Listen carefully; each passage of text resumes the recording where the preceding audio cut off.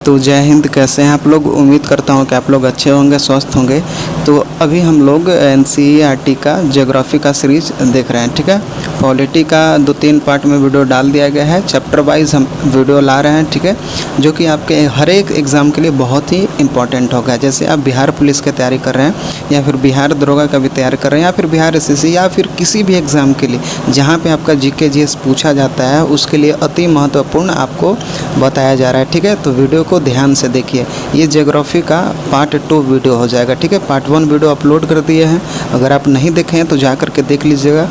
NCERT का series चल रहा है चैप्टर वाइज। जैसे पॉलिटी का चैप्टर वाइज चलेगा, ज्योग्राफी का चलेगा, इकोनॉमिक्स का चलेगा। सुबह में आपको 10 बजे के आसपास वीडियो मिल जाएगा।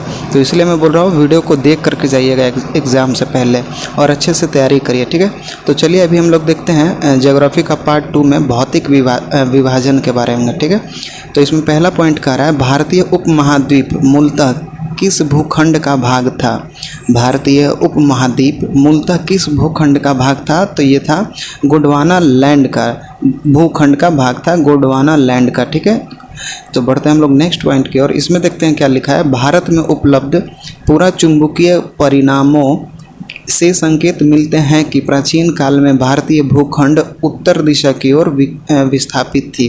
भारत में उपलब्ध पूरा चुंबकीय परिणामों से संकेत मिलते हैं कि प्राचीन काल में भारतीय जो भूखंड था वो उत्तर दिशा की ओर विस्थापित था।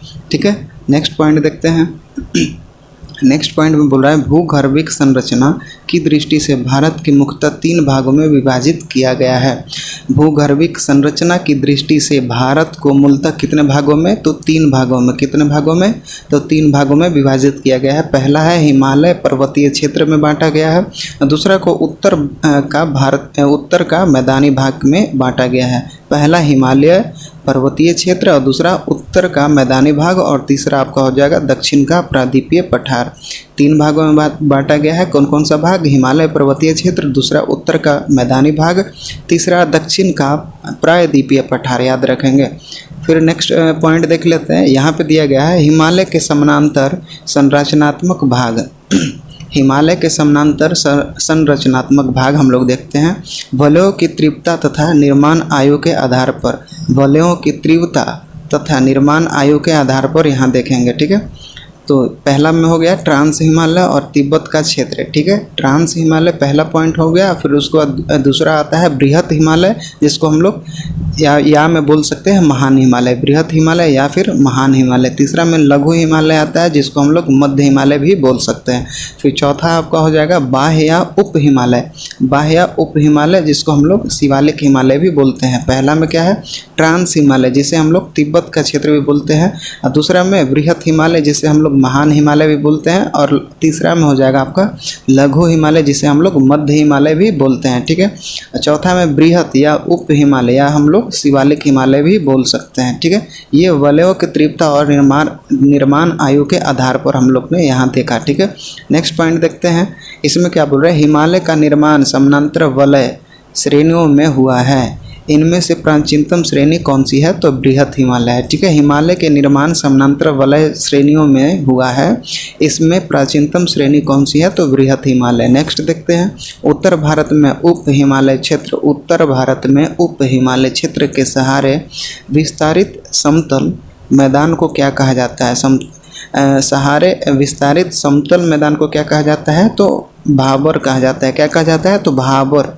याद रखेंगे, उप हिमालय क्षेत्र के सहारे विस्तारित समतल मैदान को भाबर कहा जाता है। नेक्स्ट पॉइंट देखते हैं, हिमालय का पर्वत प्रदीय प्रदेश कौन सा है? पदीय प्रदेश कौन सा है? तो शिवालिक है। ठीक है, शिवालिक। हिमालय का पर्वत प्रदीय प्रदेश कौन सा है? तो शिवालिक है। शिवालिक शैल समूह के दक्षिण में स्थित भाबर क्षेत्र किस संरचना का उदाहरण है? तो गिरिपद की स्थिति का। ठीक है, किस संरचना का उदाहरण है? तो गिरिपद की स्थिति का संरचना है। ठीक है, शिवालिक शैल समूह दक्षिण में स्थित भाबर। ठीक है, भाबर किस संरचना का उदाहरण है? तो गिरिपद की संरचना का। ठीक है, नेक्स्ट पॉइंट देखते हैं, शिवालिक श्रेणी। शिवालिक श्रेणी की औसत ऊंचाई कितना है? तो शिवालिक श्रेणी की औसत ऊंचाई कितना है? तो 600 से लेकर के 1200 मीटर तक, 600 से लेकर 1200 मीटर तक। नेक्स्ट पॉइंट देखते हैं, लघु हिमालय किन श्रेणियों के मध्य में स्थित है।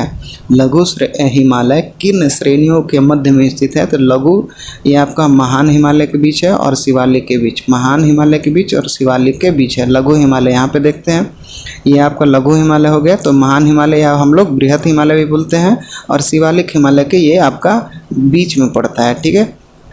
तो जो बढ़ते हैं हम लोग नेक्स्ट पॉइंट की ओर। नेक्स्ट पॉइंट में क्या बोल रहा है, हिमालय की न्यूनतम पर्वत श्रेणी कौन सी है। हिमालय की न्यूनतम पर्वत श्रेणी कौन सी है। तो शिवालिक है। याद रखेंगे, हिमालय की न्यूनतम पर्वत श्रेणी कौन सी है। तो शिवालिक। नर्मदा और ताप्ती नदियों के मध्य कौन सी पर्वत श्रेणी स्थित है। नर्मदा एवं ताप्ती नदियों के मध्य कौन सी पर्वत श्रेणी स्थित है। तो सतपुड़ा श्रेणी। याद रखेंगे क्या है। तो सतपुड़ा श्रेणी है। नर्मदा और ताप्ती नदियों के मध्य जो पर्वत श्रेणी है वो है सतपुड़ा श्रेणी। याद रखेंगे। नेक्स्ट पॉइंट की ओर देखते हैं। नेक्स्ट पॉइंट में बोल रहा है, हिमालय की सबसे ऊंची पर्वत श्रेणी कौन सी है। हिमालय की सबसे ऊंची पर्वत श्रेणी पूछ रहा है, तो हिमाद्री या फिर बृहत हिमालय बोलेंगे। हिमालय की सबसे ऊंची पर्वत श्रेणी हिमाद्री या बृहत हिमालय बोलते हैं हम लोग। नेक्स्ट पॉइंट देखते हैं, बृहत हिमालय की औसत ऊंचाई कितनी है। बृहत हिमालय की औसत ऊंचाई 6100 मीटर है, ठीक है। 6100 मीटर बोल सकते हैं। बृहत हिमालय की ऊंचाई कितनी है। तो ये आपका 6100 मीटर। बढ़ते हैं हम लोग नेक्स्ट पॉइंट की ओर। पीर पंजाल श्रेणी किस राज्य में अवस्थित है। पीर पंजाल श्रेणी किस राज्य में अवस्थित है। तो जम्मू कश्मीर में अवस्थित है। याद रखेंगे, पीर पंजाल श्रेणी किस राज्य में अवस्थित है। तो जम्मू कश्मीर में।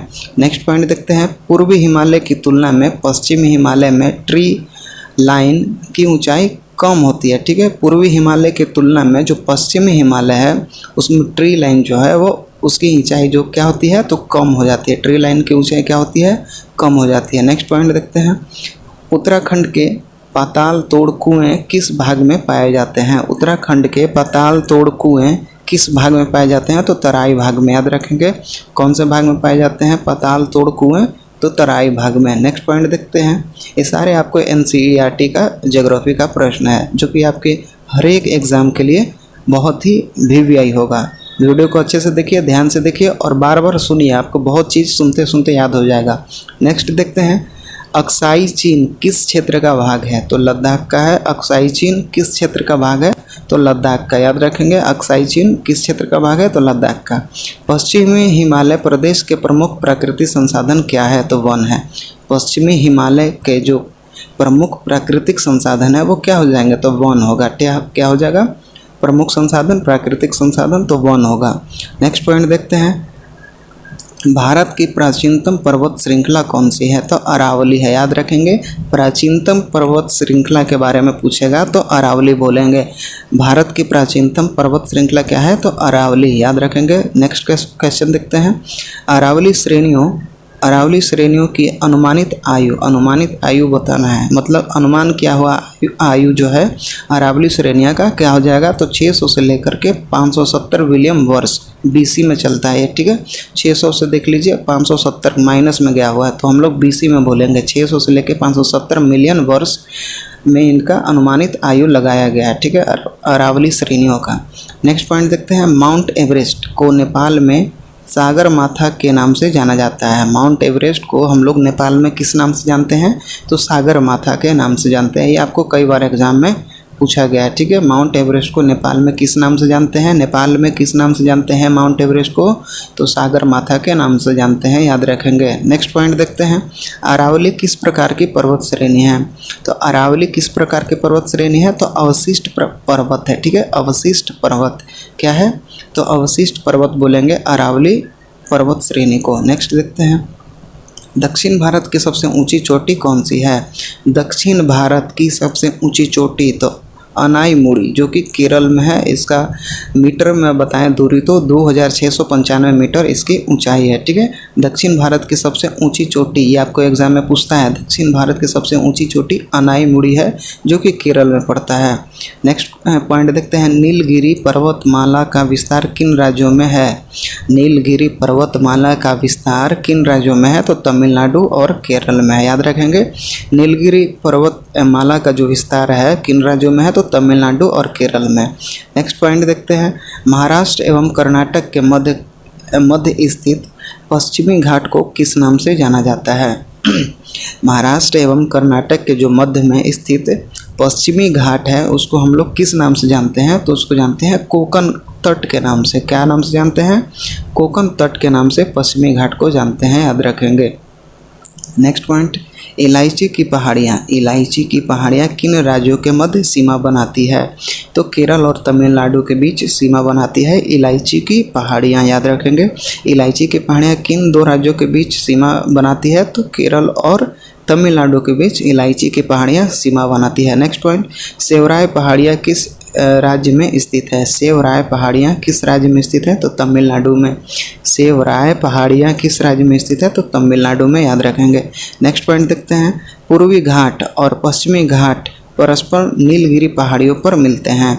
जो पूर्वी घाट हैं और पश्चिमी घाट हैं वो परस्पर कहाँ पे मिलते हैं? तो नीलगिरी पहाड़ियों पर मिल जाते हैं, ठीक है। नेक्स्ट पॉइंट देखते हैं, भारत की सर्वोच्च पर्वत चोटी। भारत की सर्वोच्च पर्वत चोटी गॉडविन आइंस्टीन हम लोग बोलते हैं, जिसका नाम K2 भी है, ठीक है। कहीं कहीं K2 भी दिया रहता है, K2 पर्वत, तो ये भी आपका सही हो जाएगा। भारत की सर्वोच्च पर्वत चोटी कौन सी है? तो K2 पर्वत चोटी, याद रखेंगे। इसको हम लोग गॉडविन ऑस्टिन के नाम से जानते हैं। इसका ऊंचाई हो जाएगा 8,611 मीटर, याद रखेंगे। 8,611 मीटर सर्वोच्च पर्वत चोटी कौन सी है? तो ये आपका K2 हो जाएगा, याद रखेंगे। कौन सा? तो K2। नेक्स्ट पॉइंट देखते हैं, नीचे कुछ दिया हुआ है, इसमें क्या बोला है? विश्व की सर्वाधिक तीव्र ढाल वाली चोटी राकापोसी लद्दाख श्रेणी में स्थित है। विश्व की सर्वाधिक तीव्र मतलब ज़्यादा ढाल हो उसमें, तो वो चोटी कहाँ है? तो राकापोसी और लद्दाख श्रेणी में स्थित है, याद रखेंगे। नेक्स्ट पॉइंट कुछ देख लेते हैं। यहाँ पे दिया गया है कि किस क्षेत्र में कौन सा वन है। ये आपको मरुस्थल, पठार, दर्रा, पर्वत कहाँ पे है वो चीज़ यहाँ पे आपको दिया गया है, ठीक है। तो यहाँ पे एक एक चीज़ बताएंगे ना मैप के द्वारा तो बहुत लेट हो जाएगा, ठीक है। तो हम आपको PDF दे देंगे, PDF में आप देख लीजिएगा कि कौन सी, जैसे देखिए गारो, खासी, जयंतिया इस क्षेत्र में पाए जाते हैं। तो ये चीज़ आपको ध्यान से देखना होगा, सारा चीज़ का नाम लिखा हुआ है, एक बार देख लीजिएगा आप लोग, ठीक है। पॉइंट हम सिर्फ बता देते हैं ताकि आपको सुन के बहुत चीज़ याद हो जाए। नेक्स्ट पॉइंट में क्या लिखा गया है? माना दर्रा उत्तराखंड को किससे जोड़ता है? तो तिब्बत से जोड़ता है, ठीक है। माना दर्रा उत्तराखंड को किससे जोड़ता है? तो तिब्बत से। नंदा देवी शिखर किस राज्य में अवस्थित है? तो उत्तराखंड में। नंदा देवी शिखर किस राज्य में अवस्थित है? तो उत्तराखंड में अवस्थित है, याद रखेंगे। अरावली की श्रेणी उच्चतम पर्वत शिखर कौन सा है? अरावली श्रेणी का उच्चतम पर्वत शिखर कौन सा है? तो गुरु शिखर है, ठीक है। अरावली श्रेणी का जो उच्चतम पर्वत शिखर है उसका क्या नाम है? तो गुरु शिखर बोलते हैं, जो कि राजस्थान में पड़ता है, याद रखेंगे। नेक्स्ट पॉइंट देखते हैं, हिमालय पर्वत की एक श्रेणी अराकानयोमा, ठीक है। अराकानयोमा किस देश में स्थित है? तो म्यांमार में। हिमालय पर्वत की एक श्रेणी कहाँ में स्थित है? तो म्यांमार में, जिसको हम लोग अराकानयोमा के नाम से जानते हैं, ठीक है। नेक्स्ट पॉइंट की ओर हम लोग बढ़ेंगे। नेक्स्ट पॉइंट में देखते हैं क्या लिखा हुआ है। कुल्लू की पहाड़ी, कुल्लू घाटी किन पर्वत श्रेणियों के मध्य में स्थित है? तो यह है धौलाधर तथा पीर पंजाल के बीच में स्थित है। कुल्लू घाटी जो है, कुल्लू वैली किन पर्वत श्रेणियों के मध्य में स्थित है? तो धौलाधर तथा पीर पंजाल के बीच है। पालघाट दर्रा किन पहाड़ियों के मध्य स्थित है? पालघाट दर्रा किन पहाड़ियों के मध्य स्थित है? तो नीलगिरी तथा अनामलाई पहाड़ियों के बीच में स्थित है, ठीक है। पालघाट दर्रा किन पहाड़ियों के बीच में स्थित है? तो नीलगिरी और अन्नामलाई पहाड़ियों के मध्य में स्थित है। नेक्स्ट पॉइंट देखते हैं, नाथुला दर्रा किन राज्य में स्थित है? तो नाथुला दर्रा सिक्किम में स्थित है, याद रखेंगे। नाथुला दर्रा किस राज्य में स्थित है? तो ये सिक्किम में स्थित है, ठीक है। कुछ पॉइंट देख लेते हैं, नीचे क्या दिया गया है। उत्तराखंड में कोंधारी वन, उत्तराखंड में कौन सा वन? तो कोंधारी वन एवं छोटे छोटे घास के मैदान को, छोटे छोटे जो घास के मैदान होते हैं उसको बुग्याल तथा प्यार के नाम से जानते हैं। बुग्याल तथा प्यार के नाम से जानते हैं। छोटे छोटे जो घास के मैदान होते हैं उत्तराखंड में उसको हम लोग बुग्याल के नाम से जानते हैं या फिर प्यार के नाम से जानते हैं। और वही उत्तराखंड में कोंधारी वन होते हैं, ठीक है। और छोटे छोटे जो घास के मैदान होते हैं उसको क्या बोलते हैं? बुग्याल। बार बार इसलिए मैं बोल रहा हूँ ताकि आपको याद हो जाए। नेक्स्ट पॉइंट देखते हैं। नेक्स्ट पॉइंट में क्या दिया गया है। नेक्स्ट पॉइंट में दिया गया है लीपू लेख माना एवं नीति दर्रा कहाँ स्थित है, तो उत्तराखंड में। लीपू लेख दर्रा, माना दर्रा, नीति दर्रा कहाँ स्थित है, तो उत्तराखंड में। रोहतांग दर्रा किस राज्य में स्थित है, तो हिमाचल प्रदेश में। रोहतांग दर्रा किस राज्य में स्थित है, तो हिमाचल प्रदेश में, याद रखेंगे। पूर्वी हिमालय में औसत हिम रेखा, पूर्वी हिमालय में औसत हिम रेखा 3500 मीटर तथा पश्चिमी हिमालय 2500 मीटर ऊंचाई पर पाई जाती है, याद रखेंगे। पूर्वी हिमालय में औसत हिम रेखा कितना है, तो 3500 मीटर तथा पश्चिमी हिमालय में जो हिम रेखा होते हैं वो 2500 मीटर ऊंचाई पर पाई जाती है, याद रखेंगे। नेक्स्ट पॉइंट देखते हैं भारत का सबसे बड़ा हिमनद कौन सा है, भारत का सबसे बड़ा हिमनद कौन सा है, तो सियाचिन, जो कि लद्दाख में पड़ता है, याद रखेंगे। भारत का सबसे बड़ा हिमनद कौन सा है, तो सियाचिन है। भारत का सबसे बड़ा हिमनद कौन सा है, तो सियाचिन।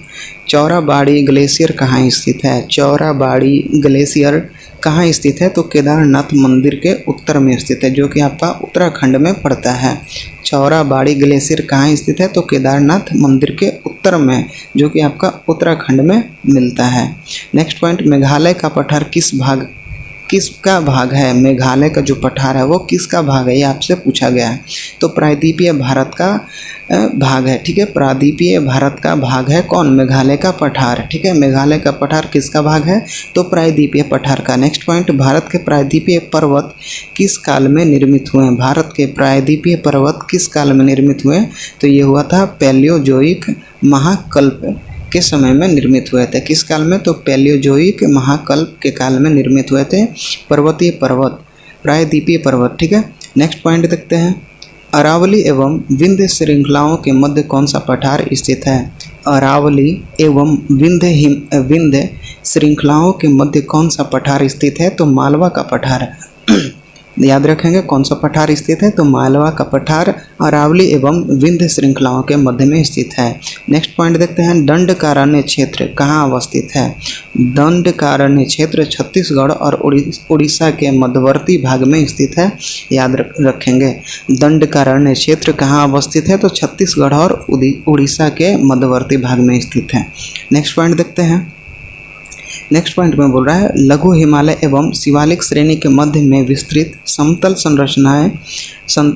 संरचनात्मक स्थल को पूर्वी भाग में द्वार तथा पश्चिमी में दून के नाम से जाना जाता है। लघु हिमालय एवं शिवालिक श्रेणी के मध्य में विस्तृत समतल संरचनात्मक स्थल को पूर्व में क्या बोलते हैं, तो द्वार के रूप से जानते हैं, और पश्चिम में हम लोग दून के नाम से जानते हैं, क्या, तो दून के नाम से जानते हैं। नेक्स्ट पॉइंट देखते हैं, भारत का औसत समुद्र तल किस तट से मापा जाता है, तो मुंबई से मापा जाता है। भारत का औसत समुद्र तल किस तट से मापा जाता है, तो समुद्र जो तल है वो मुंबई से मापा जाता है, याद रखेंगे। नेक्स्ट पॉइंट, भारत की समुद्र रेखा की कुल लंबाई कितनी है, भारत की समुद्र तट रेखा की कुल लंबाई, समुद्री तट रेखा की कुल लंबाई कितना है, तो ये आपका 7516.6 किलोमीटर, याद रखेंगे। 7516.6 किलोमीटर कुल लंबाई है समुद्र तटीय रेखा का। नेक्स्ट पॉइंट देखते हैं, किस राज्य की तटीय सीमा सबसे लंबी है, तो गुजरात की है। किस राज्य की तटीय सीमा सबसे लंबी है, तो गुजरात की, याद रखेंगे। भारत के कितने राज्य समुद्री तट रेखा से संलग्न हैं, तो 9 राज्य जो हैं वो समुद्री तट रेखा से संलग्न हैं, और चार जो हैं वो केंद्र शासित प्रदेश हैं इसके साथ में। नेक्स्ट पॉइंट देखते हैं, भारत के तटीय राज्य वो केंद्र शासित प्रदेश देख लेते हैं। पहला तटीय राज्य गुजरात, दूसरा महाराष्ट्र, तीसरा आपका होगा कर्नाटक, चौथा केरल, पाँचवा तमिलनाडु, छठा जो हो गया वो पश्चिम बंगाल, सातवां आंध्र प्रदेश, आठवां उड़ीसा, नौवां गोवा, 10वां पांडुचेरी, और 11वां अंडमान और निकोबार, और 12वां में लक्षद्वीप, और 13वां में दादर व नगर हवेली और दमन दीव। ये आपका भारत के तटीय राज्य और केंद्र शासित प्रदेश हो गए, ठीक है। ये सारे चीज़ आपको PDF मिल जाएगा टेलीग्राम चैनल पे, जा करके वहाँ ज्वाइन कर लीजिए और वीडियो को अच्छे से देखिए और सुनिए, ठीक है। चालू कर दीजिए, सामने रखिए वीडियो को और देखते जाइए, सुनते जाइए, बहुत फ़ायदा करेगा, ये लिख के दे रहा हूँ, ठीक है। और नेक्स्ट पॉइंट में क्या बोल रहा है, प्राचीन भारतीय ऐतिहासिक भूगोल में रत्नाकर नाम किसका सूचक था, प्राचीन भारतीय ऐतिहासिक भूगोल में रत्नाकर नाम किसका सूचक था, तो हिंद महासागर का। किसका रत्नाकर नाम सूचक था, तो हिंद महासागर का। नेक्स्ट पॉइंट, तमिलनाडु व आंध्र प्रदेश के समुद्र तट का क्या नाम है? तो कोरोमंडल तट, याद रखेंगे। समुद्र तट को क्या नाम है? तो कोरोमंडल तट। किसके समुद्र तट का? तो तमिलनाडु और आंध्र प्रदेश के जो समुद्री तट है उसका नाम है कोरोमंडल तट, याद रखेंगे। नेक्स्ट पॉइंट की ओर देखते हैं। कन्याकुमारी को किस अन्य नाम से जानते हैं? तो केप कोमोरिन के नाम से जानते हैं। केप कोमोरिन के नाम से हम लोग कन्याकुमारी को भी जानते हैं, याद रखेंगे।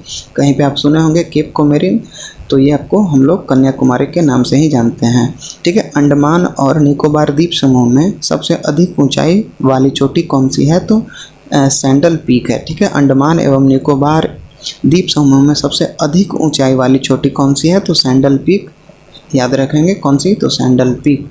नेक्स्ट पॉइंट देखते हैं। नेक्स्ट पॉइंट में बोल रहा है अंडमान एवं निकोबार द्वीप समूह स्थित है तो बंगाल की खाड़ी में।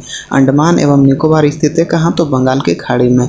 अंडमान निकोबार द्वीप समूह में द्वीपों की संख्या कितनी है? तो 572, याद रखेंगे। अंडमान निकोबार द्वीप समूह में द्वीपों की संख्या कितनी है? तो 572, याद रखेंगे। कितना? तो 572। नेक्स्ट पॉइंट देखते हैं। 10 डिग्री चैनल किन दो द्वीपों को पृथक करता है, मतलब अलग करता है? 10 डिग्री जो चैनल है वो किन दो द्वीपों को पृथक करता है? तो अंडमान को निकोबार द्वीप से अलग करता है, ठीक है। अंडमान को निकोबार द्वीप से अलग करता है। नेक्स्ट पॉइंट, बैरन द्वीप अवस्थित है तो बंगाल की खाड़ी में। बैरन द्वीप कहाँ अवस्थित है? तो बंगाल की खाड़ी में। श्रीहरिकोटा द्वीप कहाँ अवस्थित है? तो पुलिकट झील के समीप। श्रीहरिकोटा द्वीप कहाँ अवस्थित है? तो पुलिकट झील के समीप में श्रीहरिकोटा द्वीप स्थित है। राम सेतु कहाँ से प्रारंभ होती है? तो धनुषकोडी से प्रारंभ होती है राम सेतु, ठीक है। राम सेतु कहाँ से प्रारंभ होती है? तो धनुषकोडी से। लक्षद्वीप कहाँ अवस्थित है? तो लक्षद्वीप अरब सागर में अवस्थित है, याद रखेंगे। लक्षद्वीप कहाँ अवस्थित है? तो अरब सागर में, ठीक है। सारे वन लाइनर बहुत ही VVI हैं, याद रखेंगे। लक्षद्वीप अरब सागर में अवस्थित है, याद रखेंगे। नेक्स्ट पॉइंट देखते हैं। भारत का कौन सा द्वीप समूह प्रवाल निर्मित है? तो लक्षद्वीप, याद रखेंगे। भारत का कौन सा द्वीप समूह प्रवाल निर्मित है? तो लक्षद्वीप है, याद रखेंगे। मिनिकॉय द्वीप भारतीय तट रेखा की सुदूरवर्ती द्वीप श्रेणी में आता है, याद रखेंगे। मिनिकॉय द्वीप भारतीय तट रेखा के सुदूरवर्ती द्वीप की श्रेणी में आता है, याद रखेंगे। नेक्स्ट पॉइंट, भारत व श्रीलंका के मध्य कौन सा द्वीप स्थित है? भारत एवं श्रीलंका के मध्य कौन सा द्वीप स्थित है? तो पब्बन द्वीप, याद रखेंगे, जो कि रामेश्वरम में पड़ता है। पब्बन द्वीप। द्वीपों पर बसा हुआ भारत का सबसे बड़ा नगर कौन सा है? तो मुंबई। द्वीपों पर बसा हुआ भारत का सबसे बड़ा नगर कौन सा है? तो मुंबई है, याद रखेंगे। कोरी क्रीक कहाँ स्थित है? कोरी क्रीक कहाँ स्थित है? तो कच्छ के रण में, ठीक है। कोरी क्रीक कहाँ स्थित है? तो कच्छ के रण में स्थित है, याद रखेंगे। कोरी क्रीक कहाँ स्थित है? तो कच्छ के रण में। सर क्रीक विवाद किन दो देशों के मध्य है? सर क्रीक विवाद किन दो देशों के मध्य स्थित है? तो भारत और पाकिस्तान के बीच सर क्रीक विवाद स्थित है, ठीक है। दो देशों के मध्य में स्थित है, मतलब दो देशों के बीच में चलते रहता है सर क्रीक, जो कि भारत और पाकिस्तान के बीच का विवाद है, ठीक है। नेक्स्ट पॉइंट, बुर्जिल व बनिहाल दर्रे किन पर्वत श्रेणी में स्थित है? तो पीर पंजाल श्रेणी में स्थित है, याद रखेंगे। बुर्जिल व बनिहाल दर्रे किन पर्वत श्रेणी में स्थित है? तो पीर पंजाल श्रेणी में। नेक्स्ट पॉइंट देखते हैं। मिजोरम को अन्य किस भौतिक नाम से जाना जाता है? मिजोरम को अन्य किस भौतिक नाम से जाना जाता है? तो मालेसिस बेसिन के नाम से हम लोग मिजोरम को जानते हैं। किस नाम से? तो भौतिक नाम से जानते हैं। मालेसिस बेसिन के नाम से हम लोग मिजोरम को जानते हैं। यहाँ देख लीजिए, हिमालय के प्रमुख ऊंचे शिखर हम लोग देख लेते हैं। हिमालय के प्रमुख ऊंचे शिखर माउंट एवरेस्ट, जो कि आपको नेपाल में पड़ता है, नेपाल में, जिसकी ऊंचाई 8,848.86 मीटर है। उसी तरह दूसरा हो गया K2 या गॉडविन ऑस्टिन, जो कि हम बताए थे, ये POK में पड़ता है, जिसकी 8,611 मीटर ऊंचाई है। तीसरा कंचनजंगा, जो भारत नेपाल सीमा के मध्य में स्थित है, ठीक है। कंचनजंगा भारत नेपाल सीमा के मध्य स्थित है। चौथा देखेंगे मकालू पर्वत श्रेणी, जो कि नेपाल में पड़ता है। धौलागिरी, वो भी नेपाली में ही पड़ता है। मकालू धौलागिरी दोनों नेपाल में पड़ता है।